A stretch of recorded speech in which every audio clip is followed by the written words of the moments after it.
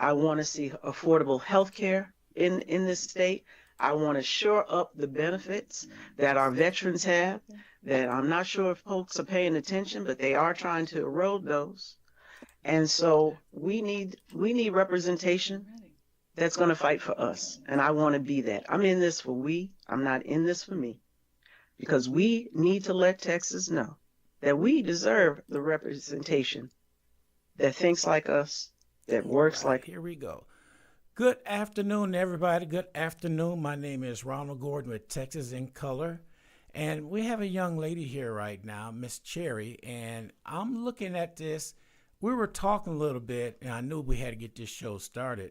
But when she was talking about the movement and involvement they was doing, it occurred to me that what she's talking about, I lived in the 60s when we organized marches and stuff and everything. And I sort of relate where she's coming from because there was no movement for the young people. It's always the older ones that was out there. So before I continue it, and I don't want to rain on your thunder and everything, but introduce yourself and tell everybody about yourself. Greetings, everyone. My name is Shakia Cherry Donaldson, and I'm the founder and executive director of 1000 Women Strong, which is an organizing hub and collective for Black women to create the beloved community through civic and political action and organizing. We were founded in 2020 and are currently in 8 states, including the Lone Star State of Texas. Wow. Welcome to Texas. What is the core mission of the Thousand Women Strong, and how has that evolved since the organization inception? Yeah, so when I started 1000 Women Strong in 2020, it was a convergence of, I would say, a lot of communal crises. So we had a worldwide pandemic as well as facing the horrific public lynching of George Floyd that summer, as well as a presidential election that was crucial, that people turned out and participated in, just given everything that the country was currently going through and what we had to get out of. And so I've been an organizer originally from the Bronx, New York. Shout out to the Bronx. And I've been an organizer since I was 19, but I grew up in an organizer house. My grandmother was a postal worker and very active in her labor union, as well as my mother being a teacher for over 25 years. So I understood the power of collective organizing and bargaining and people coming together. And as I was mentioning before we got on, I look at it as ancestral work. Black folks have been organizing since before we hit this soil.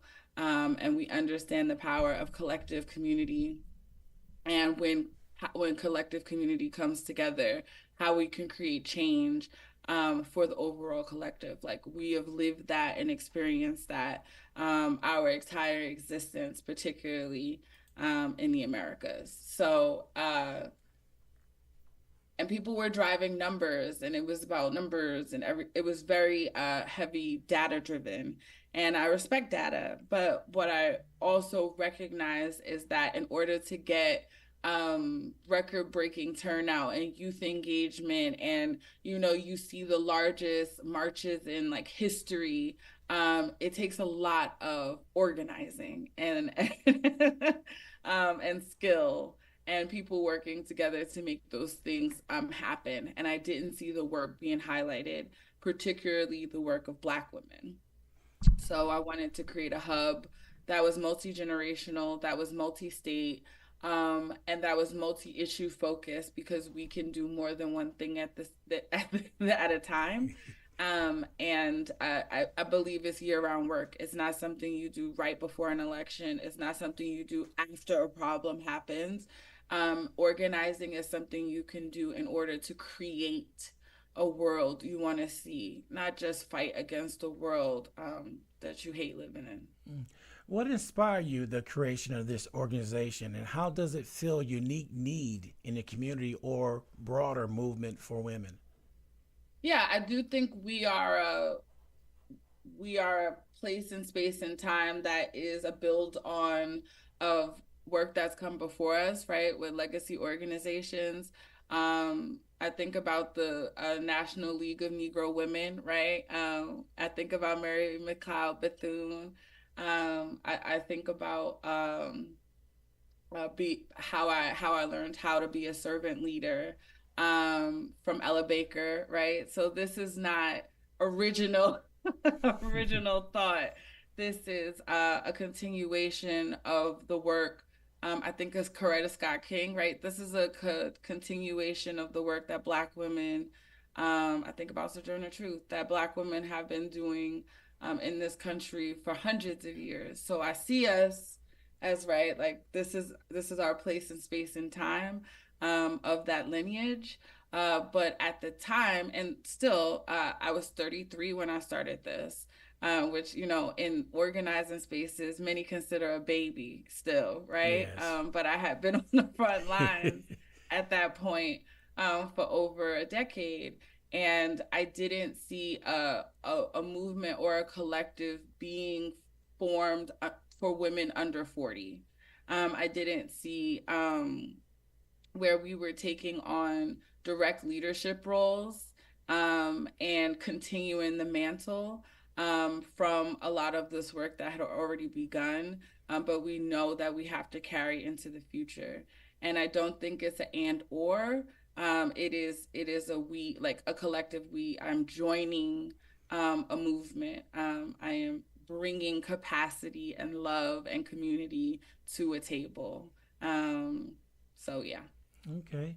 Can you share with us some key programs that the Thousand Women Strong is currently working on? Absolutely. So, currently in Texas, as well as in all of our key eight states, we have just wrapped up voter registration. We contacted over 150,000 unregistered Black women in the state of Texas between March and last month was September, right? In September, I've lost track of the dates and times. That's all right. And September, to encourage them to exercise their rights and their civic power in registering to vote and taking participation in this active election. We have seen that over 33% of the women that we contacted did go to our registration website. So we potentially added over 50,000 Black women to the rolls this year in Texas alone. Overall, in our eight states, we reached 500,000 unregistered Black women Wow. to again make sure that they exercise their power in this election season. So that is a program that, as voter registration deadlines begin to close, we are proud to say we have participated in and wrapping up. We've also had our fellowship program that's been running since late May, which engages young Black women into the work who this is their first time into the work. 18 is primarily focused on 18 to 25. And they can come from any background. We're not only looking at college recruitment, but just alternative learning pathways, right? Or people who just went to work, but know they want to work in their community and are looking to how to become organizers or how to run a campaign or to how to make change happen, right? Just from a very basic level. And so this is a 3-month paid fellowship. In the summer, we graduated 10 amazing fellows. We currently have another 10 across our eight states, three in Texas currently that are doing voter registration as well as tabling, as well as constituency building. So, working with faith communities, working with Divine Nine communities, working with local community businesses, Black owned businesses, etc. Just creating space for people to build community and learn something about what's going on this year in regards to the elections and how they can participate. Because you have to meet people where they are. And while some people are ready to go out and march and do all the things, some people just want to know if they can donate $5. And I think there's capacity for everyone at every level.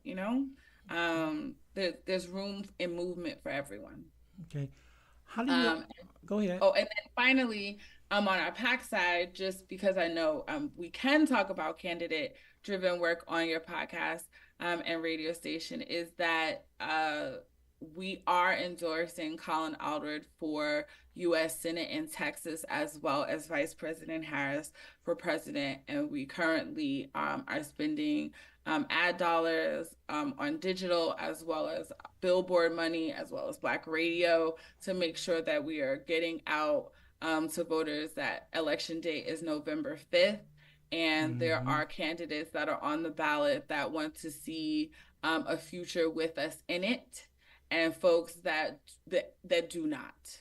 And so we're making sure that we're getting the word out in Black communities around going and casting their vote, and making sure we get Vice President Harris as the next president elect and Colin Aldridge in the U.S. Senate. Yes, yes. Okay. But how do you identify the specific needs of the woman that the organization support? Absolutely. So again, starting in 2020, we built a organic listserv of 30,000, and then with every growing campaign, our supporter base grows. And what I call it is it's a conversation loop. We can't just talk to people. We have to talk with people. So in order to talk with people, they have to say stuff back, and you have to change strategy. So I say all of that to say, in 2021, we've worked with the National ACLU and all of its state partners, including Texas ACLU, on a campaign around. It was an education and conversation listening campaign, if you will, and petition drive around student loan debt and the impact student loan debt had on Black women in particular, because there had just been a huge research study that Black women um, owed the most student loan debt of any race and gender Wow. subgroup in America. Black women were the most educated but owed the most student loan debt in this, and made the least in this country. Hmm. So just at the intersection of all of those things, how is this impacting particularly Black women, and then by extension Black households, right? Because even if you're a guy who walks in with no debt, and your magnificent, educated, brilliant wife walks in with $200,000 of debt, that now impacts that household, Mm-hmm. right? It is no longer a burden she bears alone, right? How does that impact how they educate their children and what opportunities their children, etc.? So, with ballooning health debt in this country, and based on this research, we started to have conversations with Black women, and got over 58,000 signatures in a petition for the Biden administration to cancel student loan debt. Well, once you start talking to people about one thing, it opens up the opportunity.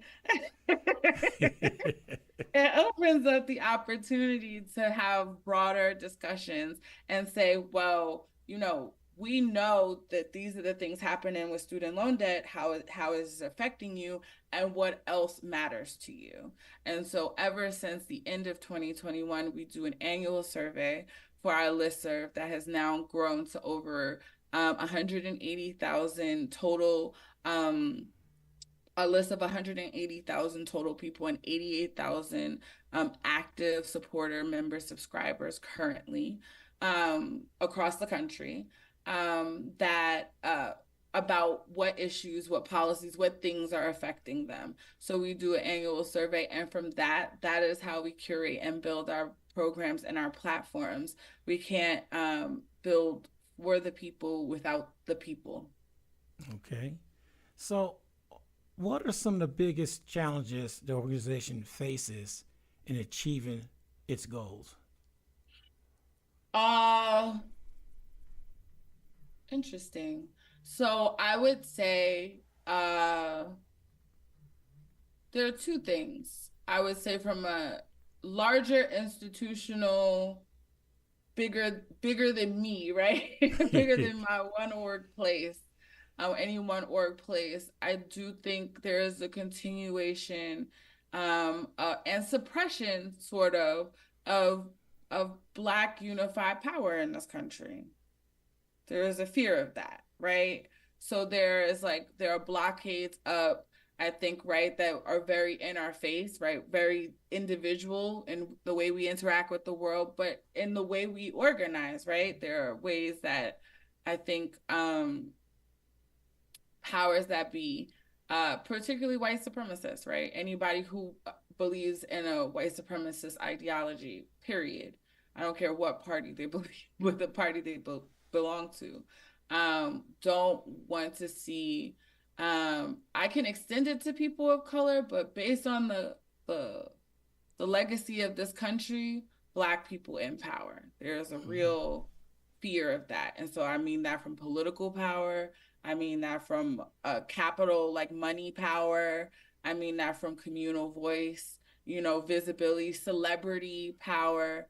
Black people are just still facing barriers in this country. So 4 years into building this organization, I think that is reinforced at every level, right? We are fighting that at every level. Mm.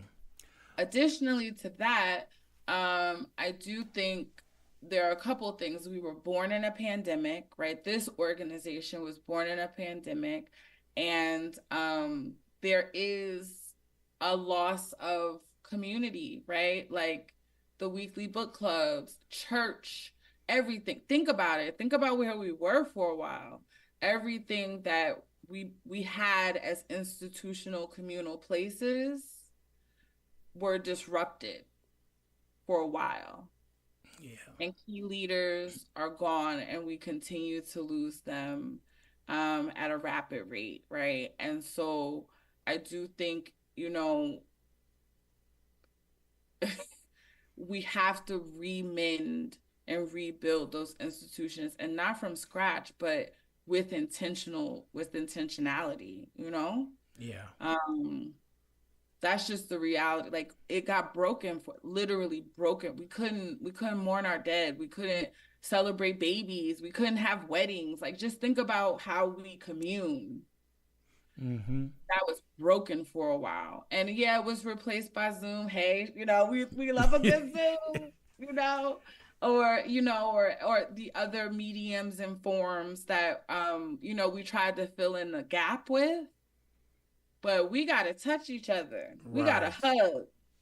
We have to Mm-hmm. feel each other's energy. We have to break bread. So for me, it is really important coming out of that, or, post pandemic, because, I don't think it'll ever be over, but post pandemic, how we reestablish those places and spaces for Yes. ourselves. Exactly. Like even think how the barbershop changed. It went from everybody could sit in there together. It's an appointment. You got to make an appointment one at a time. Like just think about it, right? Like Yes. we lost a lot of those just organic, and not even, but the things we had built up for so long. We lost a lot of that in the pandemic. Yeah. So, what are some of the biggest? Well, no, not that one. How do you navigate or overcome barriers assessing fundings or resources for your organization? I am audaciously bold about finding resources and money everywhere. I fundraise year round. I believe that you need to have year-round staff and year-round resources, and the office can't be shut down for 9 months and open for 3. It don't work that way, right? People lose trust in that. You can't have people coming and you have to have longevity to build long-term community. And so realistically, yeah, I don't know if I've overcome the barrier of fundraising and financing resources. So I'm like, I can't tell you how I've overcome the barrier, but I will say I agree as somebody who intimately understands that you need the t-shirts, that you need the pizza, that you need to be able to give somebody a gas card, if they going to go out and run some errands for you. You know what I'm saying? You need those things. Those are not optional. I am where I probably could grow. I am bold about the fundraising, and I think um, we have to be, we have to constantly call to carpet the way resources, even in the care industry, in the industry of care, right? Because people think nonprofit and they think that means no money. And I'm like, no, nonprofit is the gap, right? It is literally the institutional gap between government and private industry, right? We are the people that pick up the slack, Yeah. where there are cracks in the system. And so you need resources to fill all of those cracks, because the goal is that nobody falls, right? That's the goal. That's why we're there, so that nobody falls. Um, and everybody, and if you have fallen, you can build your way back out. And this is, I mean, across the board, right? This is what I'm saying, the industry of care across the board. Think about everything, not just political activity or civic engagement, or, right, even now with this hurricane, right? Think about all the churches and food banks and restaurants that are donating. Like, that is the industry of care. Mm-hmm. Um, and when it is not properly funded, or when we see the same way in private industry and then the same way in government, that there are systemic barriers to Black leaders and Black orgs that serve Black people getting resources, we have to call them to carpet constantly, constantly, constantly, constantly, because um, it is imperative for me to get the resources to serve the communities that we serve. It is like, we can't be scared anymore. Yeah. Yeah, I agree Some folks with are you. not gonna like us, but that's okay. We Well, can't be scared anymore. yeah. So, how does 1,000 Black Women Strong measure its success and impact in the community? So we definitely drive towards systemic change and then communal growth, right? So when I talk about student loan debt forgiveness, even we got the news last week that the Supreme Court upheld that Biden can cancel student loan debt. Millions of dollars of and this is overall, but particularly for Black Americans, millions of dollars of student loan debt has been canceled and wiped out for Black Americans, or greatly reduced um, across the country. And that is a policy we know matter deeply to our community, as we know education is the pathway to success for us. We don't get a chance, without many of us, without going through some type of formal education, and that costs money. And with college costs rising every year, our families just cannot afford it, and we cannot be saddled with hundreds of thousands of dollars of debt as we walk into our career. Like, we haven't even started yet. Mm-hmm. So we definitely drive towards policy, but also for us, it's about exactly building community. So just this past weekend, and I'd love to talk to you about possibly working with us for the next one, but just this last weekend, we hosted a men's brunch. So it was a space completely curated for Black men by 1,000 Women Strong in Fort Worth, Texas. And it was called Totes and Jokes, and it was held at a Black-owned cigar bar.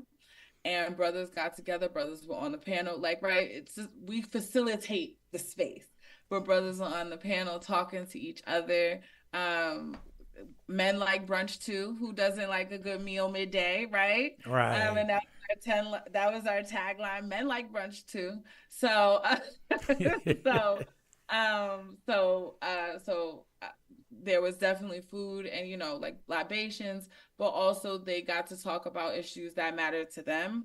And we had, like, because Black women, wherever Black women are, there are Black men. So we had one of our key staffers in the room able to get this feedback, because everybody don't need to be everywhere, but somebody, had one of our brothers in the room to get this feedback and this energy and make sure that brothers saw were seen and heard. And then there was a comedy show, right? Then we had a local comedian come up and do a comedy set because you with the bitter there is the sweet, right? So we can have some balance. And now, right, and this was just something in response to the crisis around Black men's mental health, and not just having places and spaces and certain resources to like start conversations, right? Just to start some conversations. But now they want to turn this into a monthly or a bi-monthly series. Oh, wow. And right, I know. And it was like that, right? We just wanted to support a thing, but now these brothers, they want to keep it up. And so now we're going to figure out a way to make sure that this space is held and facilitated, and we can continue to bring in resources and community leaders and support so that information is getting shared and ideas are being heard and et cetera. But that we not just only talking, but that with the power in that room, with the brilliance in that room, and with the camaraderie that will be built in that space, collectively, they can make change. Right. Wow, that's deep. Can you share any story or examples of women whose lives you have significantly changed by the organization work? Oh, I don't know. I don't know. Here's what I will say is one of my pride points. Since 2020, since our first on the ground program that we launched in Georgia in November 2020, up until today, where we are actively on the ground in all of these states, I have raised over $4 million, and I have paid over 500 Black vendors, contractors, canvassers, photographers, web designers, etc. It is part of my mission and goal in this season in my life is that in order for us to fight for equity in the larger picture, we have to start to treat ourselves and fight for equity in this space, in this movement space. We have to continuously bring each other to the table.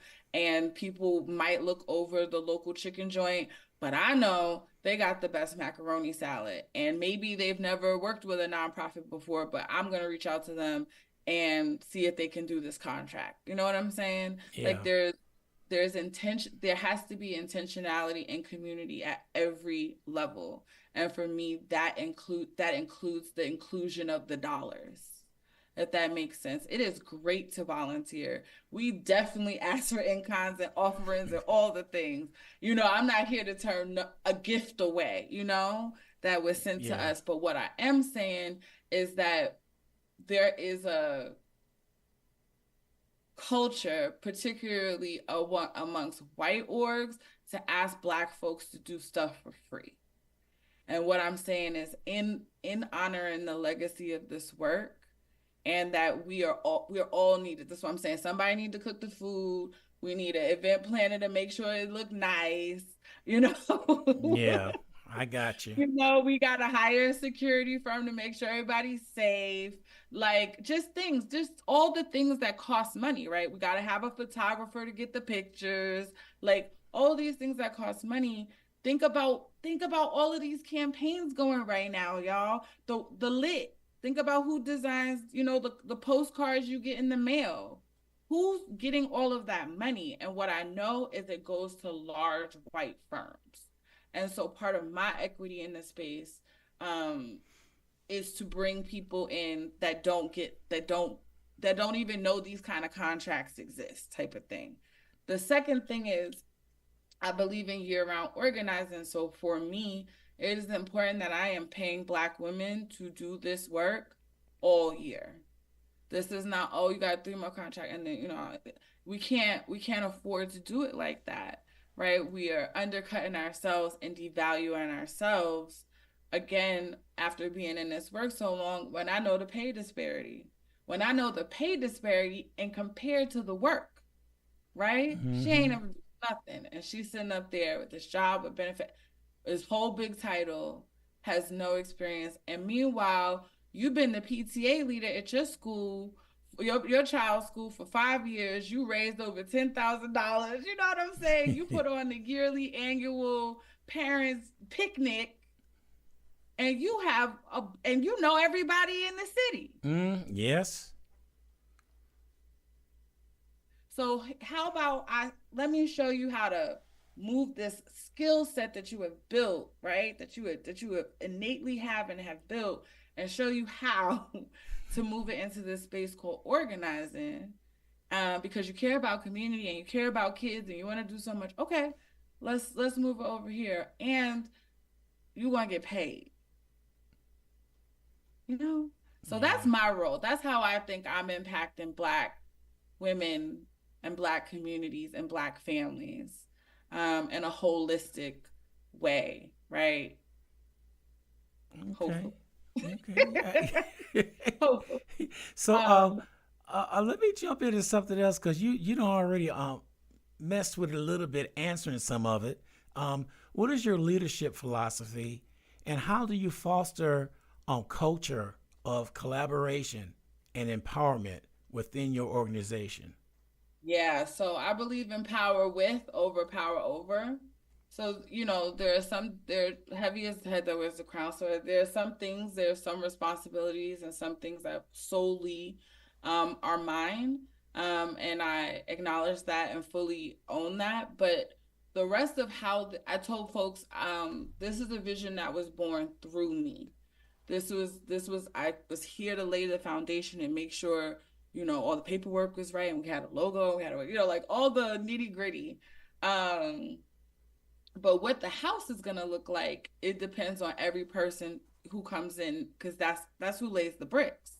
And so we are still 4 years old, so I don't feel like we're fully formed, and there's still more to do and more to grow. But realistically, for me, it is a philosophy that if I am hiring Black women at every level, from beginner to expertise, right? Expert, beginner to expert, in terms of experience and skill level in this space, and coming from many years of the work, we get second guessed in a lot of places, or we have to over explain ourselves, or we have to get 50, 11, approvals from everybody to do one little thing. If I could, if I can decrease all of those barriers in this organization, in this space, the microaggressions that we spaced every time you switch your hair, instead of going, girl, I love your hair, like, woo, those braids are cute, like, let's, right? Or when your hair is pulled back in a ponytail and you go, it's a bad hair day. I don't want to go on camera. And it's like, we get it. Like, you got it. Right? And you think those things don't matter, but I promise you, to the Black women viewers in your audience, they will understand, right? Everything makes, all of those things make doing what is already a hard job harder, right? So if I can release you of some of those things and allow you to show up as your full self, and trusting your ability, and again, if it's a beginner ability, and it's supported, right, with the infrastructure, or you come in at expert level, if I'm able to trust your ability to do your job and do your skill well, what can we do together? Wow, Right. what can we accomplish? And Mm. I will say, right, like, everybody who was here day one is still not here, because people grow and people move and people transition. But I will say, as I follow, and as I'm still in community and all the things, everybody's journey, where you need somebody for just one thing, right? Just as you hire folks and you engage in business, and now I'm just really talking about the business side. Um, I'm just honored that they were able to do something here and then take it somewhere else, right? Because my philosophy, is once you know what it's like to be treated nice, and I'm particularly using the word nice, like not respected, because that's something else, right? You should command or demand respect no matter where you are. But once you know what it's like to be treated nice, you you will not go settle for that anywhere else, right? You will not. Why do I have to answer 5011 questions? I didn't have to answer 5011 questions at 1,000 Women Strong when I said we need 3 picnic tables because we're going to have these people. They said, okay, how much do the picnic tables cost? Versus like, are you sure you need the picnic tables? Well, how big are the picnic tables? What, like, like you don't have Yeah. to, if you don't have to do all of that, once you don't have to do all of that, you will never do all of that again. And so I think that is also a philosophy of change that I'm trying to infiltrate in the space, right? Like,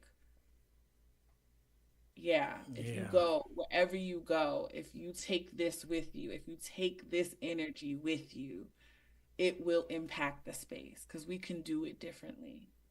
Mm. So, how does 1,000 Women Strong collaborate with other organizations, both locally and internationally, in to the future of its mission? So, all the way. So depending on, right, like I said, there's a conversation loop that now happens with our supporters about what issues are important to them or issues, policies, candidates, etc. Right? Just it's a survey, a long survey that we're able to gather information to, about planning what's next, right? Or even how to reflect on the work we've done. Um, but I will say from that information gathering, and we build out programs with certain program ideas, such as an environmental justice program we're launching Rooted in Rural next year that's going to train 10,000 environmental justice advocates across the country, Black and rural, because again, with what we're watching right now with these hurricanes. Climate change is real, it's here, and Hmm. it definitely is impacting Black communities. And I definitely think there's an information gap, like in terms of the way information is being shared or transmitted around how Black communities are actually being affected and see themselves in this crisis versus like the policy, how the policy is written. So it is my intent to be a part of educating and training what will be community advocates that are now able to fight for local and national policies around this impending threat. Uh, so that I guess that's one way we now look for now other environmental justice partners in each state. We look for national partners based on our program. So that's one way. And then there's the organic way, right? Where you're working in an area and like there's old school, like people think it's all high level, but you work in the area. And for us old heads, we used to have to go get the phone book, but you could Google it and you go, who else is doing work with kids? Who else is doing work with seniors? What are the local churches in this area? And then you call up folks. Then you go, hey, my name is Shakia, and I work for 1,000 Strong, and we're wondering if you want to partner with us. Because you got to talk to people And sometimes. you're right. Everything Yeah. can't happen on the Twitter now. Like, you're gonna have to talk to people sometimes and like build community. Tell people what you're doing. Find out what they're doing.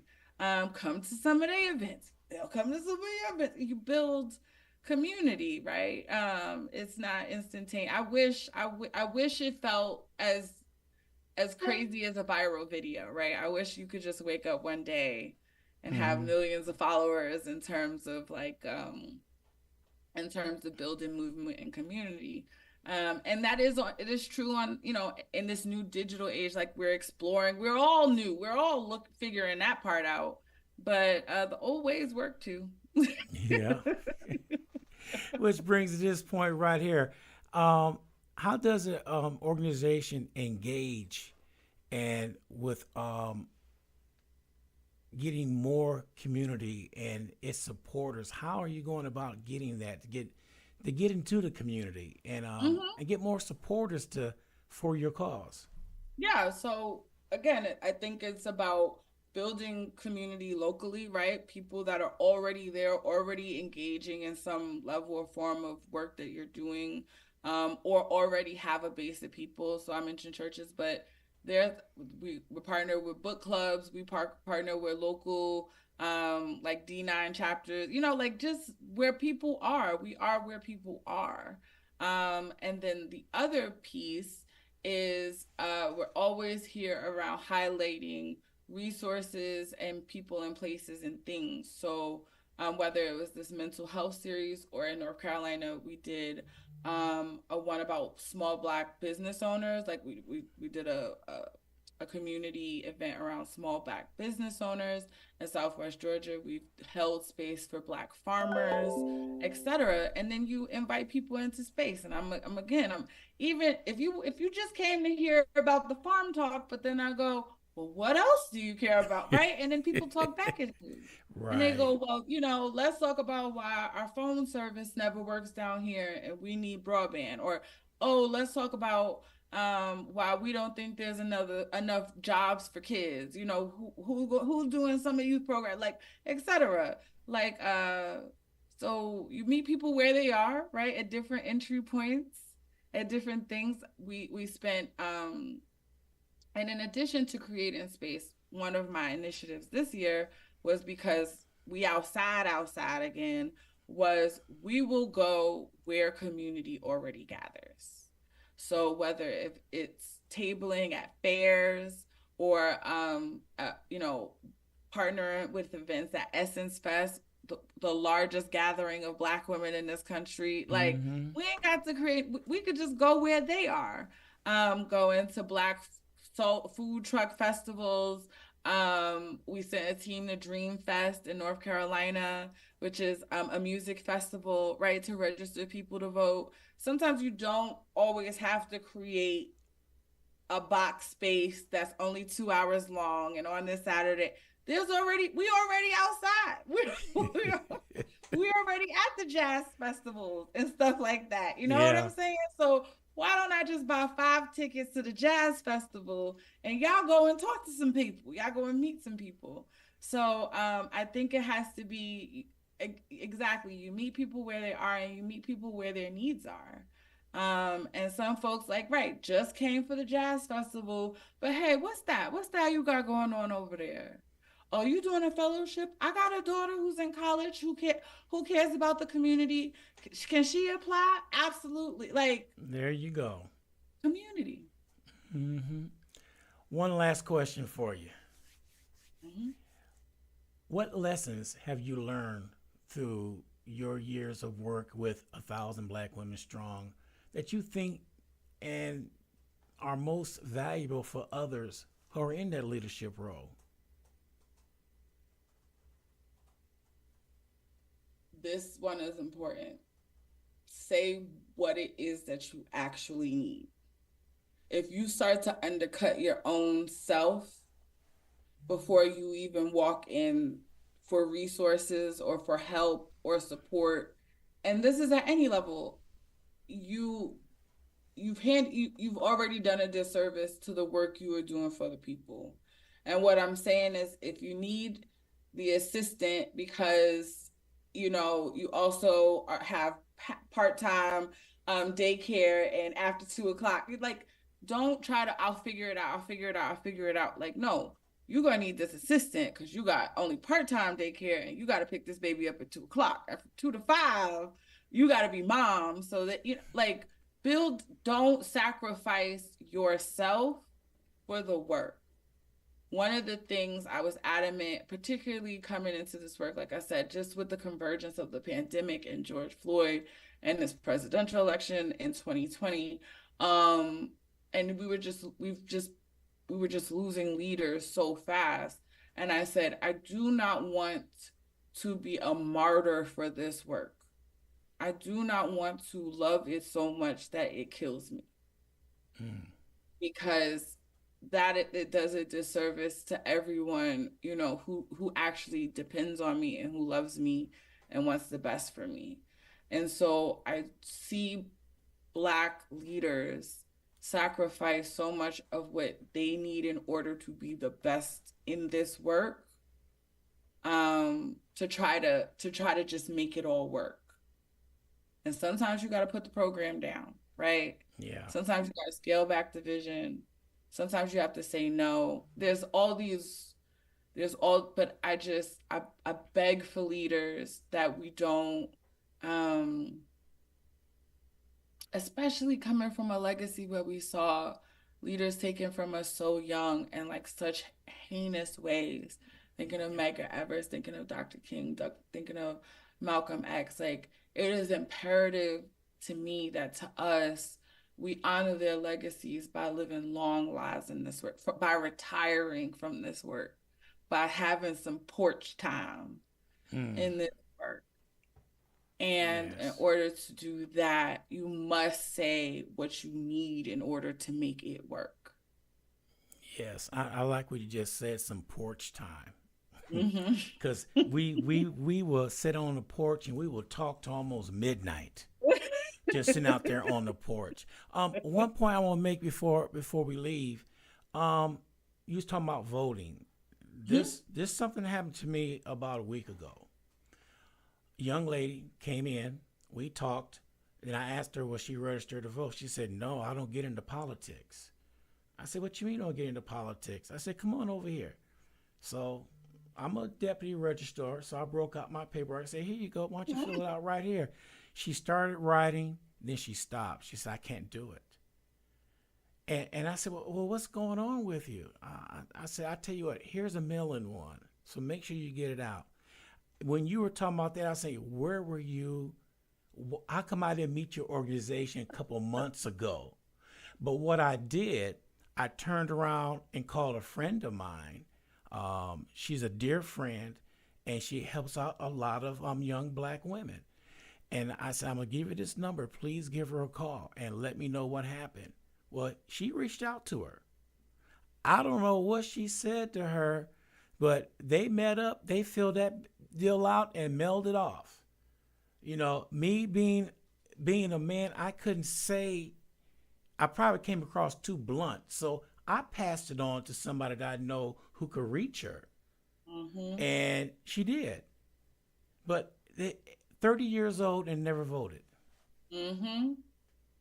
Hmm. So now And you I, know how many people that happen to go, why? And they go, they go, I don't about that's too messy. I don't believe in politics, or like, and you start talking to them, and then they go, you know what? No one's ever had this conversation with me before. No one mm-hmm, has. Nobody ever showed exactly. me where to go. Like, it is so.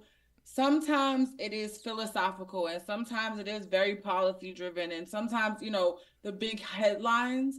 But really, sometimes it's just, again, lack of community. Mm-hmm, exactly. Exactly. So, well, I had to bring that point up, but I And thank love, you. I, Thank you for thank you picked up the ball and you ran with it. You yeah, say you didn't do nothing, but you made sure it got done. right. It was so important. It was that Mhm. important. It So was important to me because yeah. I want to make sure that her voice is heard. And Hmm. that's just it. And see, now I know who you are and your Yes. organization is. And I will be reaching out to you sometime this afternoon. I got another Yes. appointment, but when that happens, we'll see. We're going to do some things. Let's do some Okay? things. All I right. like to hear that. Thank you so much for this time. Okay, you want to give a shout out how people get a hold of you again before I let you go? Yes, please. You can reach us at our website, 1kwomenstrong.com, and find out how to sign up, how to get involved, exactly where you are, even if you're not in one of our 8 states, which are Pennsylvania, Virginia, North South Carolina, South Carolina, Georgia, Alabama, Michigan, and Texas. All right. Uh, as well as find us on all social media platforms at our handle one K Women Strong. Um, yeah, so I'm excited. Thank you again so much for allowing me on your platform and time to speak to your audience. I genuinely appreciate it, and all that you do out here, brother. Like, thank you. Okay, you are so welcome, but we will meet again. Yes, this is just the beginning. This is Yes. just the beginning. All right, you take care, and thank you for coming on today. Okay, thank you. All right. Take care. Okay, goodbye. All right, everybody. That was Shanika Cherry Donaldson. She was on here, and I tell you what, it was a thrill to have her on today. We really do appreciate that. All right, what we got going on? This is Ronald with always want to say it. This is Ronald with Texas in Color.